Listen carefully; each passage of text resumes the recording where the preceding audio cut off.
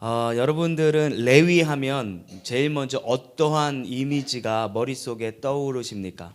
레위 하면 적어도 연상되는 이미지는 하나님 앞에 택함 받은 족속이다.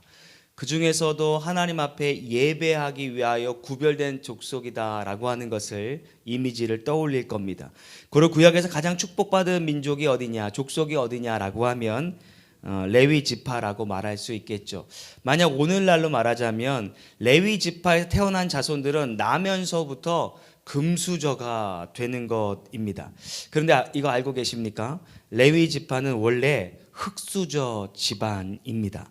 더 엄밀하게 말하면 야곱의 12아들들 중에 버림받은 지파이고 심지어는 아버지에게 저주를 받아 쫓김을 당한 지파였다라고 하는 사실을 여러분 알고 계십니까? 많이 놀라시는 표정인데 진짜 성경에 있는 이야기죠. 제가 지어낸 이야기가 아닙니다. 과연 그토록 비천했던 상태에 놓였던 이 레위가 어떻게 하여 우리가 조금 전에 연상했던 이스라엘의 어떤 대표적인 어떤 지파 그리고 하나님 앞에 예배하는 지파가 되었는가, 이 부분에 대하여 오늘 여러분과 함께 말씀을 나누려고 합니다. 레위는 아시다시피 야곱의 12명의 아들들 중에 셋째 아들로 기록되어 있습니다. 야곱의 자녀로는 12아들 외에 유일한 딸이 하나가 있었는데 그 딸의 이름은 디나라고 하는 딸입니다. 디나는 레아의 이 어머니 레아의 뱃속에서 낳은 이제 딸인데요. 동일한 뱃속에서 낳은 이제 아들들이 있는데 루벤도 있고 시므온도 있고 오늘 주인공 레위도 이 디나와 한 뱃속에서 같이 태어난 친남매이자 외동딸입니다. 그러니 얼마나 오빠들이 이 디나를 예뻐했겠는가 하는 상상이 충분히 되실 것이라고 보는데요. 창세기 34장에 이런 일들이 일어나게 됩니다. 한 번은 히위 족속 이 하몰의 아들이 레위의 여동생이었던 디나를 겁탈합니다. 강간합니다. 협의에 의해서 그랬던 것이 아니라 그냥 덮쳐버렸던 겁니다. 히위 족속의 시각으로 당시 야곱의 족속을 보면 야곱은 오늘날로 말하면 사회적 약자 집단입니다. 왜냐하면 가나안 족속들에 비하여서 아직은 힘이 없고 그 세의 규합이 너무나도 적었기 때문입니다. 그래서 아버지를 비롯해서 남은 형제가 동생이 겁탈을 당했음에도 불구하고 도와주지 않는 겁니다. 나 몰라라 하는 겁니다. 조용히 넘어가고 싶었던 것이죠. 그래서 디나, 다시 강조하지만 디나의 친오빠가 레위이고 시므온이 아니겠습니까? 다른 오빠들은 그래 배가 다르기 때문에 적극적으로 나서지 않는 것 이해할 수 있어. 그런데 적어도 우리 디나는 내 동생이야, 나의 친동생이지 라고 하면서 이 시므온과 레위가 이제 그들과 거짓된 화친 조약을 맺습니다.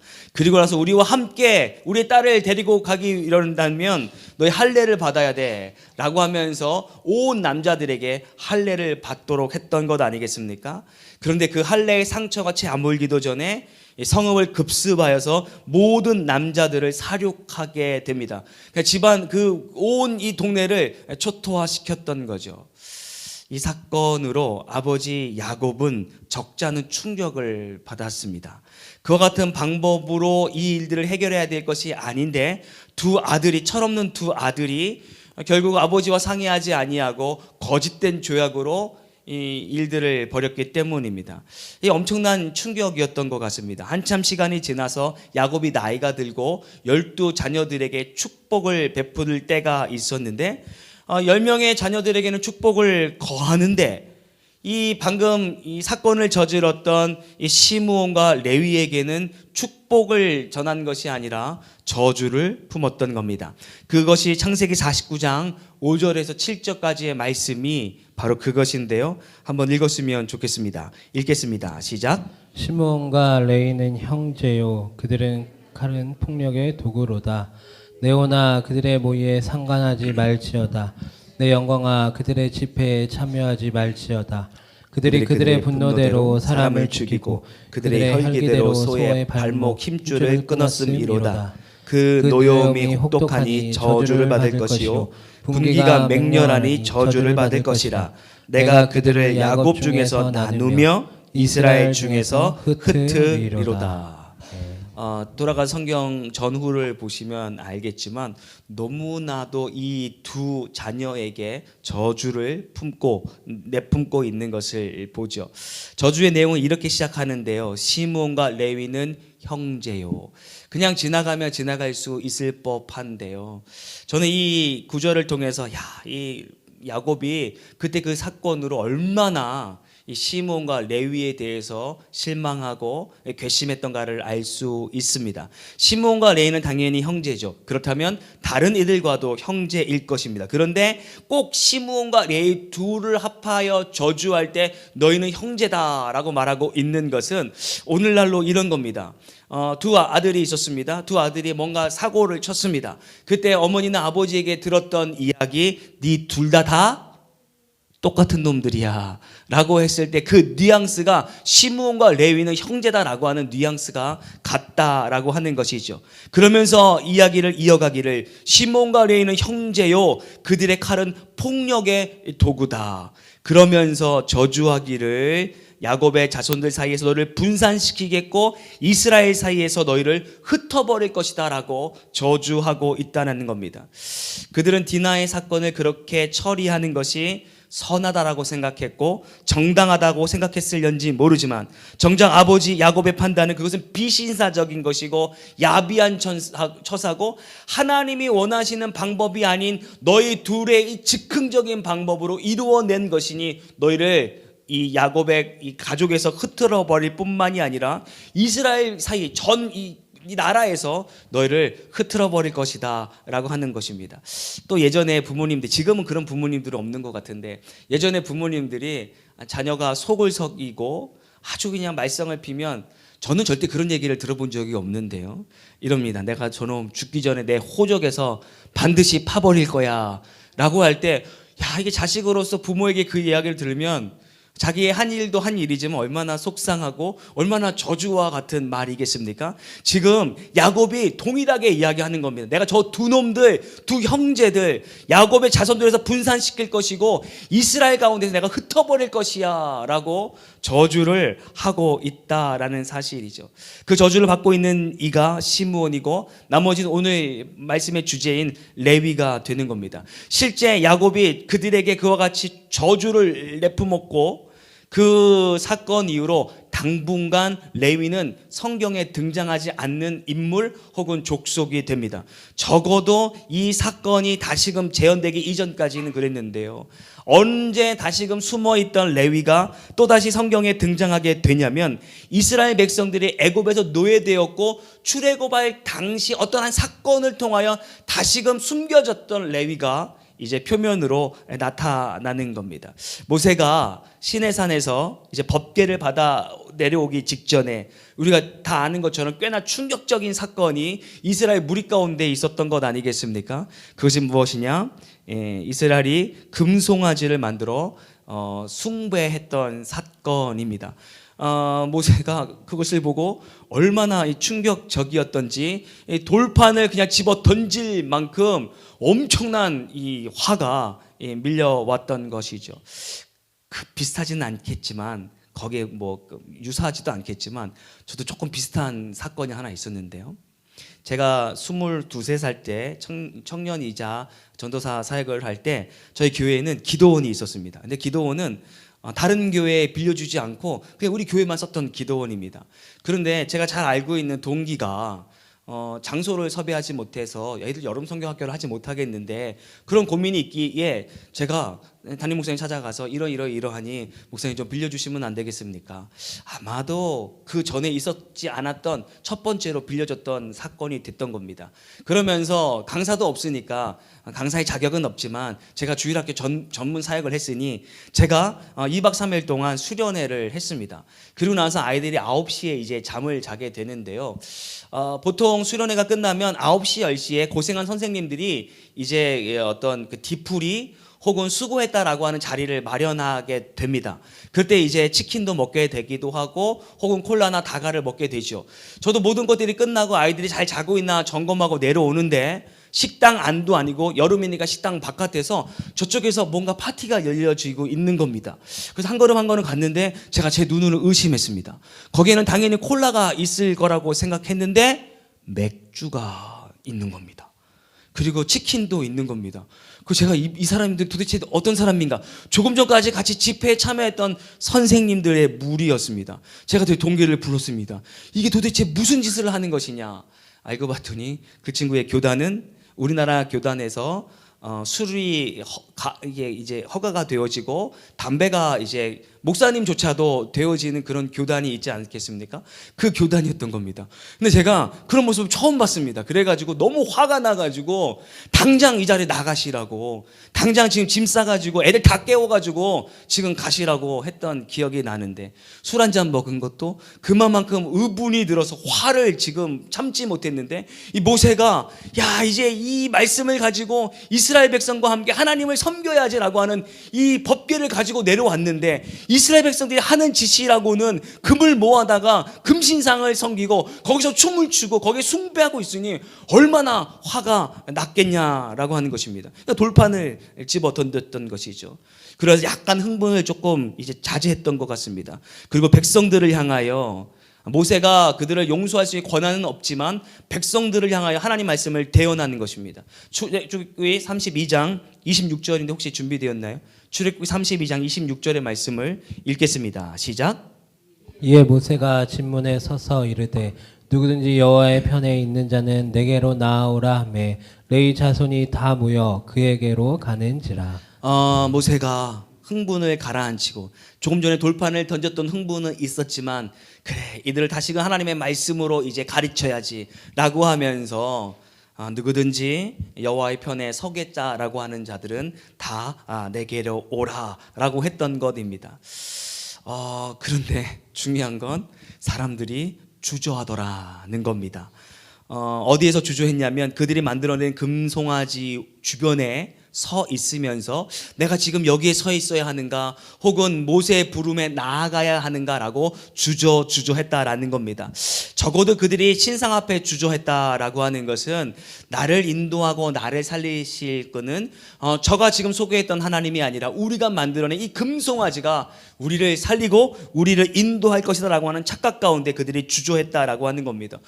모세의 입장을 생각해 보십시오. 얼마나 황당하겠습니까? 조금 전에 모든 화를 잠시 이제 누구로 드리고, 자 이제 하나님의 편에 서기를 원하는 자 내게로 오라 라고 했을 때 그래도 많은 이들이 나올 것이라고 기도했는데 서로 눈치 게임하듯이 나서는 이가 없었을 그때에, 모두가 서성이고 있었을 때에 한 무리가 다 나오매라고 하는 것은 한 족속이 다 나왔다라고 하는 것이죠. 그 족속이 누구냐면 바로 이 사건 이전까지 역사 속에 숨겨져 있었던 레위 족속이 그때 나오라라고 했을 때 다른 족속은 나오진 않았지만 레위가 하나님 앞에 나오고 결단했다라는 겁니다. 몇백 년간 이스라엘의 중심에서 흐트러졌던 민족들, 이스라엘 중에 아웃사이더였습니다. 이스라엘 중에 흑수저 중에 흑수저였습니다. 그런 레위가 모세의 부름, 하나님의 부름 앞에 순종하고 나왔다라고 하는 사실이죠.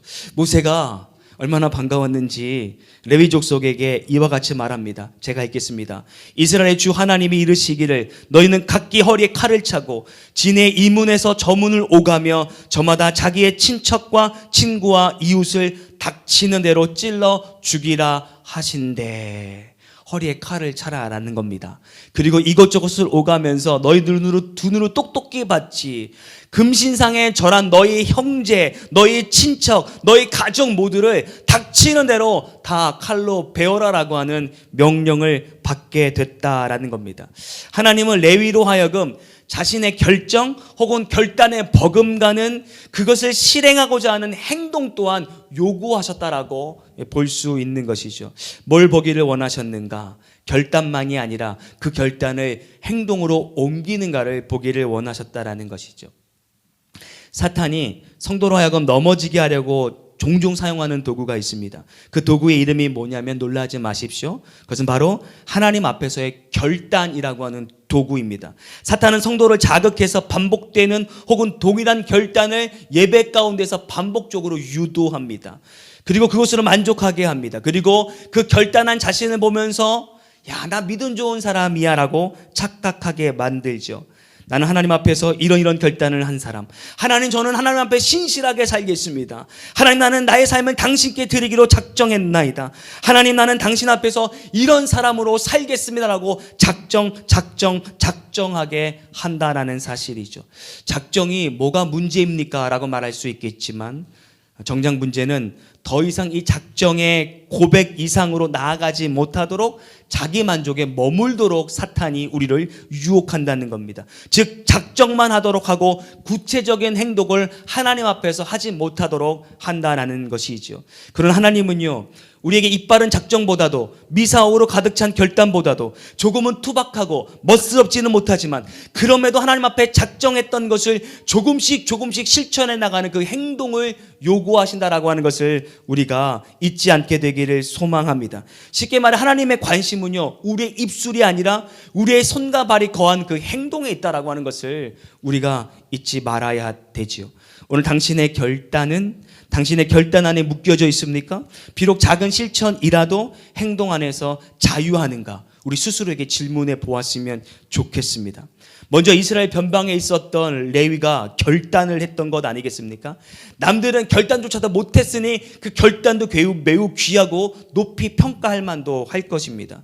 그리고 그의 결단을 행동으로 촉구하시는 하나님의 음성을 듣는 것이죠. 이 이야기를 들었을 때, 그 말씀에 순종하게 될 때 레위 족속은 엄청난 이 아픈 결과가 이제 펼쳐지겠구나라고 하는 것을 이제 짐작했을 겁니다.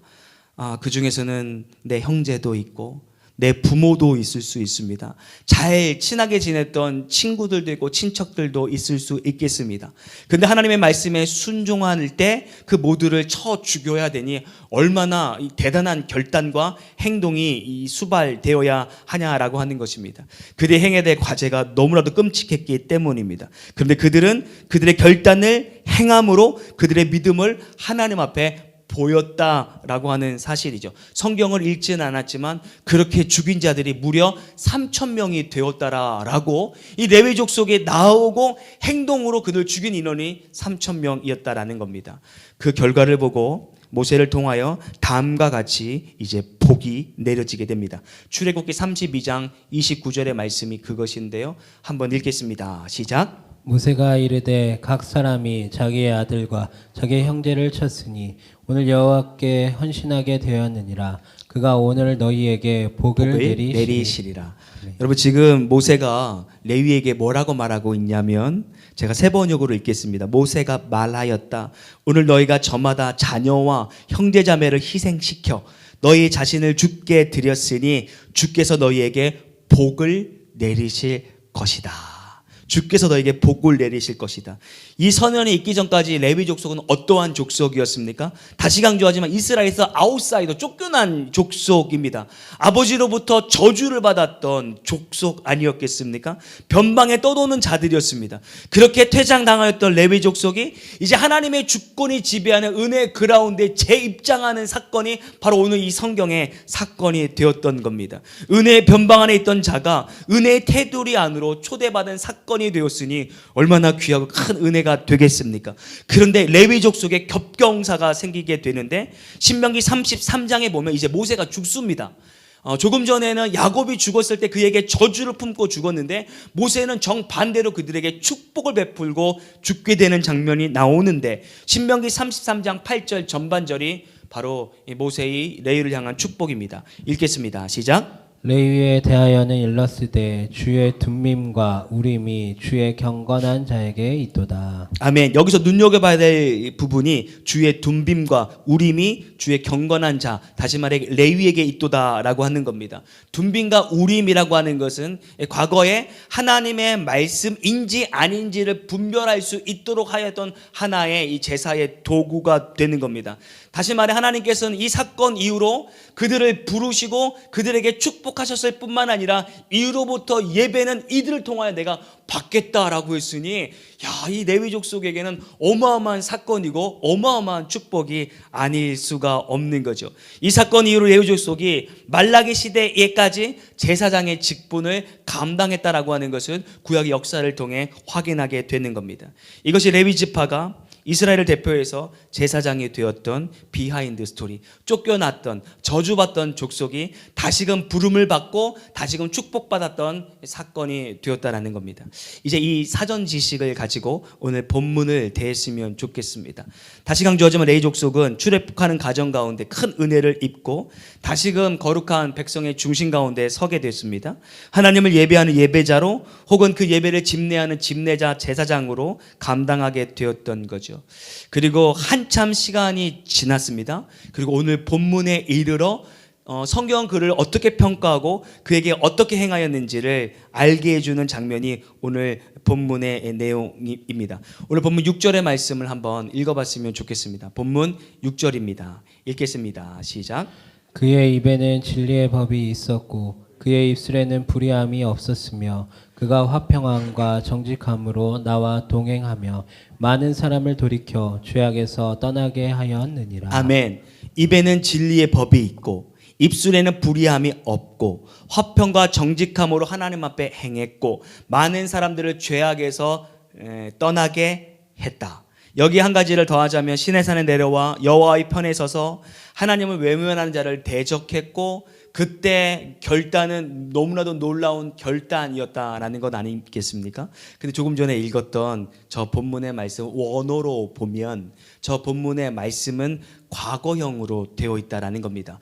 과거 완료와 과거는 완전히 다른 문장인데 과거 완료로 만약에 쓰여졌다면 칭찬하는 글이 될 겁니다. 예전에도 그랬고 지금도 여전히 그렇게 하고 있다라고 하는 것으로 우리가 그 뉘앙스로 봤기 때문입니다. 그런데 이 6절의 시제는 분명한 과거, 다시 말해 현재는 그렇지 않고 과거에는 그랬다라고 하는 것을 비꼬고 있는 말씀이라는 것이죠. 지금 말라기 기자는 과거의 레위기를 회상하면서 이 말씀을 기록하고 있다는 것. 한마디로 과거에는 그랬지만 지금은 전혀 그런 모습을 찾아볼 수 없습니다라고 하는 뉘앙스로 이 말씀을 기록하고 있다는 겁니다. 입안에 진리의 말씀을 되새기지 않습니다. 입술에는 날마다 불의함이 가득 차 있습니다. 화평이나 정직함이 더 이상 그들의 대명사가 되지 않습니다. 많은 사람들을 죄악에 떠나게 하기는커녕 오히려 많은 사람들을 죄로 몰고 있는 하나의 이 리더가 되고 있다라는 것이죠. 결과적으로 하나님은 너무나도 그들의 행동과 그들의 삶과 그들의 모습에 실망하고 있다라는 사실입니다. 모쪼록 여러분들은 사는 날 동안 하나님을 실망케 해드리는 것이 아니라 하나님을 분노케 하는 것이 아니라 하나님을 기쁘시게 하나님을 시원케 해드리는 복된 기독교인 되기를 주의 이름으로 축원합니다. 은혜의 변방에 있던 레위였습니다.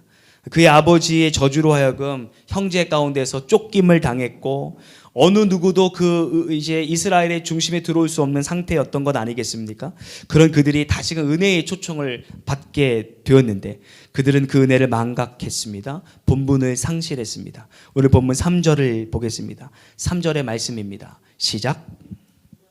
보라 내가 너희의 자손을 꾸짖을 것이요 똥 곧 너희 절기의 희생의 똥을 너희 얼굴에 바를 것이라 너희가 그것과 함께 제하여 버림을 당하리라. 말라기 전체 짧은 성경이지만 전체를 통해 알 수 있는 정보는 그들 가운데는 예배자가 아니라 예배를 집례하는 자들 아니었습니까? 그런데 그 모습에 정성도 없었습니다. 예물의 마음을 담지도 않았고 주님을 업신여기는 자세로 타락했던 것입니다. 그런 그들에게 경고하시기를 똥을 얼굴에 부어버리겠다. 야, 이거 얼마나 끔찍한 이야기입니까? 성경에서 말하는 똥, 특별히 구약, 제사에서 말하는 똥은 제사를 통하면 몸을 가르지 않겠습니까? 그럼 그 안에 내장에 있는 똥들을 잘 깨끗하게 구별하여서 전 바깥으로 나가 불태우는 것이 구약의 제사법입니다. 여기서 전 바깥이라고 하는 것은 하나님 은혜의 영역 바깥에 있는 것입니다. 다시 말해서 그들에게 똥을 부으리라라고 했던 것은 똥 자체도 더럽고 태워 죽여야 되는 것이지만 이제 더 이상 너희를 은혜의 영역 안에 두지 않겠다라고 매우 무시무시하는 심판의 언어가 된다라고 하는 것이죠. 어떻게 그 자리로 복귀한 것인데 다시금 외곽으로 쫓겨나게 되어지는 이 레위를 보게 되는 것입니다. 얼마나 무서운 소리입니까? 여러분, 이스라엘의 제사장이 되었다라고 하는 것은 얼마나 고귀한 존재가 아닌지 모릅니다. 그들은 하나님의 최측근에 있었던 자들입니다. 하나님과 인간을 중재하는 중재자로서의 삶을 살았습니다. 백성으로부터 존경을 받은 자였습니다. 그런데 그들이 수치와 멸시를 당하면 마침내는 멸절당할 거야. 똥에 얼굴에 똥을 묻히면서 멸절당하게 될 거야. 이제 버림을 받게 될 거야 라고 경고받고 있습니다. 계속해서 2절의 말씀을 한번 읽겠습니다. 본문 2절입니다. 읽겠습니다. 시작. 만군의 여호와가 이르노라 너희가 만일 듣지 아니하며 마음에 두지 아니하여 내 이름을 영화롭게 하지 아니하면 내가 너희에게 저주를 내려 너희의 복을 저주하리라. 내가 이미 저주하였나니 이는 너희가 그것을 마음에 두지 아니하였음이라. 마음에 두지 아니하였다. 무엇을? 그것을 마음에 두지 않았다라고 하는데요. 그것은 본문을 정황을 통해 알게 될 때 제사장이만 해야 하는 그것이라는 겁니다. 저는 그것을 첫 번째는 하나의 태도 혹은 두 가지의 사명으로 정리합니다. 첫 번째의 태도는 무엇이냐면 본문 2절이 말씀하는 바와 같이 이스라엘 백성들의 중에서 특별히 구별받아 세운 레위에게는 하나님을 영화롭게 해야 하는 태도가 있었다는 겁니다. 영화라고 하는 사전을 찾아봤는데 꽃 영자의 빛날 화자입니다. 해석은 이렇습니다. 꽃이 무성하게 피어 그 빛이 찬란하게 빛나는 것처럼 어떤 것을 더 중요하게 여기고 존경하고 숭배하는 것을 영화라 한다라고 네이버 사전에 나옵니다. 그러므로 하나님을 영화롭게 하는 이 레위는요, 인생의 다른 그 무엇보다도 하나님을 더 중요하게 여기고 하나님을 더 존중히 숭배해야 되고 게다가 즐거워야 되는 입장, 이 본분이 있었다라는 겁니다. 즐거워한다라고 하는 것이 무엇입니까? 무엇이 좋아 그것을 마음에 쏟는 것이 즐거워하는 겁니다. 음악을 좋아하는 사람은 음악에 마음을 쏟는 것 아니겠습니까? 하나님을 즐거워한다라고 하는 것은 세상 모든 관심을 다 제쳐두고 하나님만을 즐거워하는 자가 바로 레위가 되어야 한다.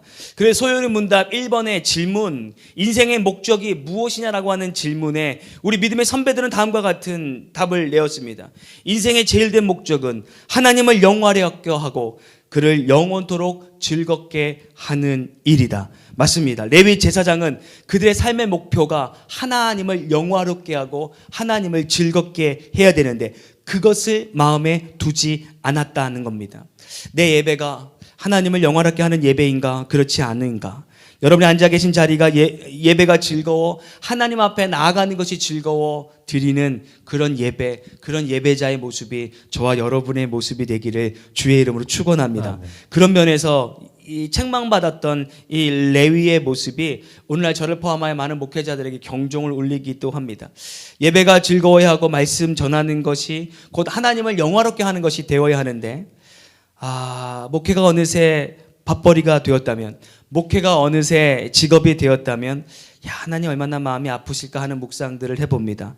더불어 기도할 때 하나님 제 목회가 먹회가 되지 않도록 해주십시오. 다시 말해 먹고 사는 문제 때문에 목회하는 내가 되지 않도록 해주십시오. 좋은 것을 취하고 좋은 것을 타고 다니는 그런 유혹에 넘어가지 않도록 해주십시오. 목회는 나의 어떤 것을 이루기 위한 수단이 아니기 때문입니다. 저를 심각하게 볼 필요가 없는 것이 이것은 저뿐만 아니라 여러분들에게도 동일하게 적용됩니다. 여러분들은 이 예배가 여러분의 어떠한 개인의 목적을 달성하기 위하여 예배하는 예배자가 돼서는 안 됩니다.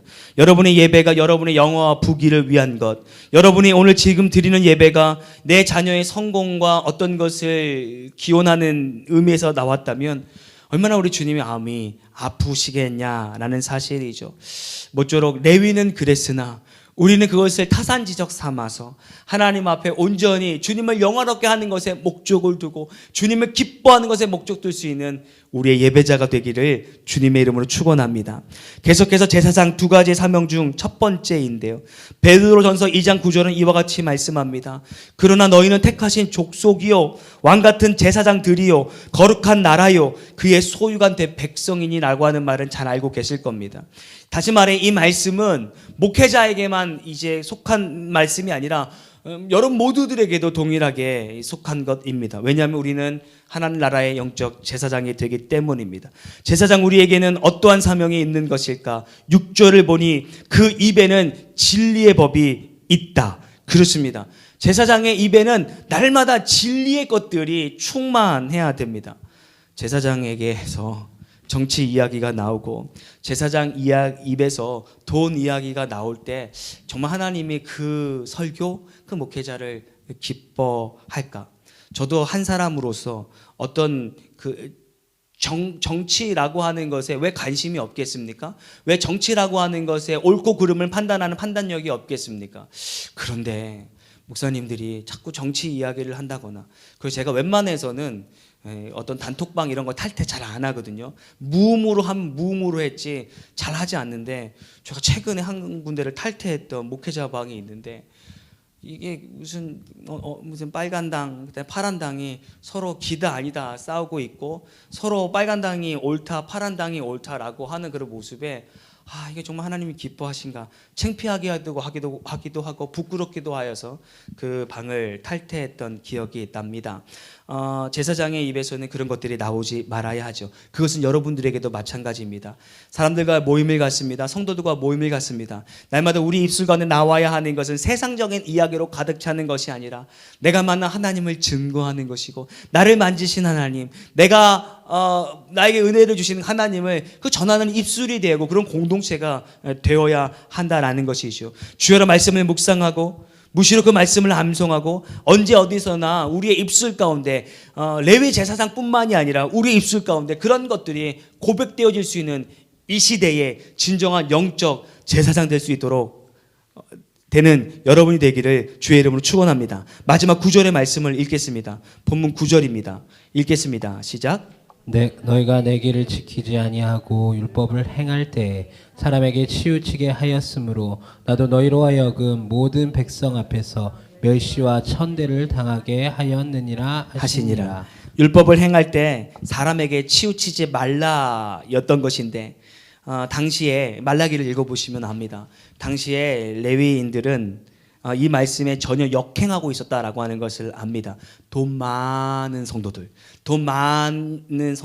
그런 다음에 송아지를 잡아오거나 혹은 양을 잡아오는 성도들에게는 뭔가 인센티브를 주고 그들의 호의를 베풀게 했던 것 아니겠습니까? 성경에는 돈이 없는 자들의 예배 또한 중요하기 때문에, 만약 너희들이 그것이 형편이 되지 못한다면 비둘기를 잡아 하나님께 드려라 라고 했습니다. 당연히 예배를 집례하는 자로서 송아지를 드린 자의 예배와 비둘기를 드린 자의 예배는 동일하게 거룩하게 집례되어야 했건만, 가난한 자들의 예배를 무시하고 괄시했던 것입니다.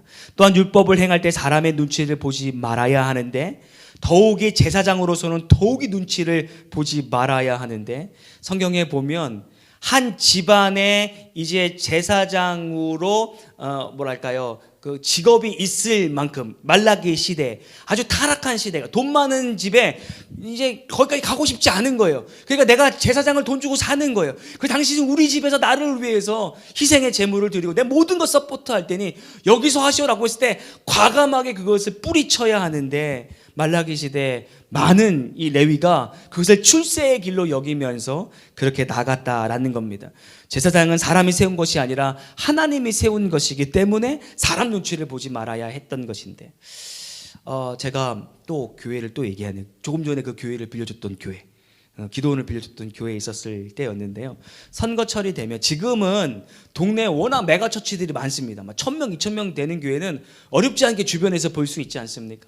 근데 한 25년 전만 하더라도 메가처치는 그렇게 크게 있지 않았습니다. 대부분 동네를 중심으로, 그래서 한 500명만 모이면 저게 큰 교회야 라고 하면서 선거철이 되면 선거 운동을 교회 앞에서 할 정도로, 예배가 끝나면 막 파란 당 빨간 당 와가지고 막 이렇게 울리면서, 또 어떤 때는 저희 교회에 국회의원 이제 후보가 예배를 자기 기독교인이라는 거예요. 그래서 오늘은 예배를 여기서 드리겠다.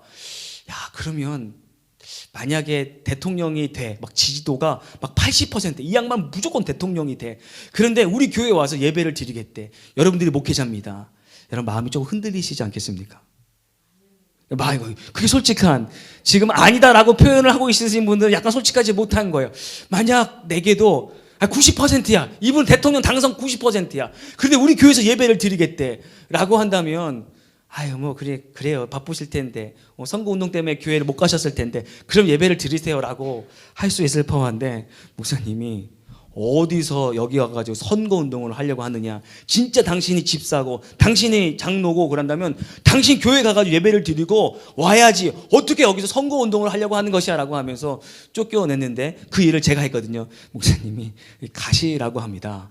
목사님이 그런 정치 이거 안 한다고 합니다 라고 했는데 처음에 그때는 왜 그러나 했는데 지금 생각해보면 참으로 멋있는 목회자의 모습이 아닐까 싶습니다. 왜냐하면 하나님 앞에 예배를 해야 되는데 그들의 목적은 너무나 불보듯 뻔한 것 아니겠습니까? 많은 500명 성도들에게 저분 정말 신실한 사람이구나, 야 우리 저 사람을 찍어줘야지 라고 하는 예배를 자기 선거의 도구로 만들었기 때문입니다. 당시에 그런 일들이 너무나도 많았다라는 것이죠.